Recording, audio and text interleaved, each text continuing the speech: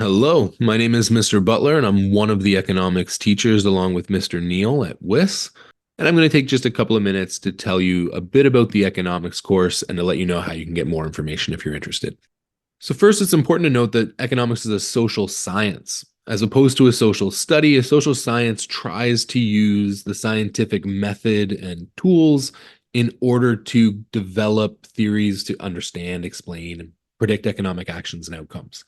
So there is an element of observation and theorizing within the development of economics.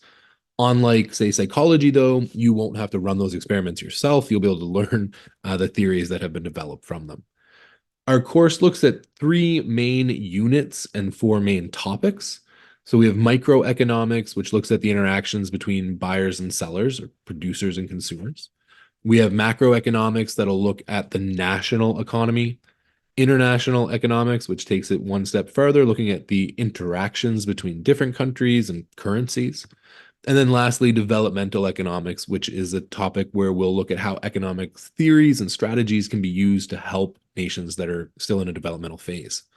So while economics is not the same as finance or accounting, investments, it will touch on these things as they do have economic impacts, but you won't be learning necessarily the skills of how to, work as an accountant. The emphasis on the application of knowledge in this course really takes its top priority.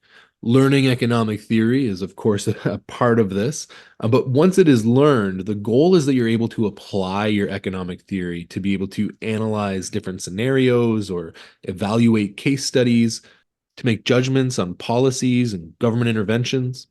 And so it's really a focus on how you're able to take the knowledge you learn of economics and then apply that to the IB's assessment types. While I could talk for quite a long time about the content of the course, you can pause these screens and look through them. This is a full list of the topic titles for the HL class. The HL class does have extension material over SL. Largely, that's around the quantitative data and the math side of things, although the math level for this course is probably no more than grade 8. Rarely will you use anything beyond the basic functions of adding, subtracting, multiplying, and dividing. For the SL students, this would be the overview for your course. You can see that there is less time in the recommended teaching hours, and that's simply accounting for those extension topics that the HLs have. Again, you're able to pause and take a look through this if you like. The assessment structure is here. The only difference really is the paper 3 between the HL and the SL students. Paper 1, paper 2, and the IA are the same. However, the weightings are different because the paper 3 is worth 30% for HL students. The SL students have that 30% spread out across the other assessments, and so their weightings would look this way. So if you're considering the difference between the HL course and the SL course, HL, you'll have a little bit more math, but again, basic math. You will have a paper 3, which is using that quantitative data to be able to justify or critique some kind of policy. But otherwise, your course assessments will be the same.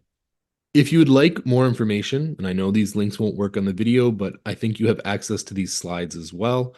So the links here will take you to more detailed overviews. If you're interested in the HL class, the HL subject brief gives you an overview of the HL course. Similarly, the SL subject brief will give you an overview of the SL course, while the IB subject guide is a much larger full documentation that is all the details of this course. If you're interested, the textbook is pictured there in the corner, but there's also a link where you can find out more about it.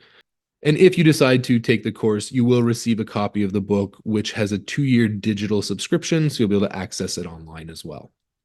If you have any other questions or you want more information, please feel free to seek one of us out. Myself, Mr. Butler, or Mr. Neal, both the economic teachers currently at WIS, and Miss Gannon, who's the DP coordinator, will be helping with course selections and also was an economics teacher as well. So any of us can answer questions that you may have. Please feel free to reach out.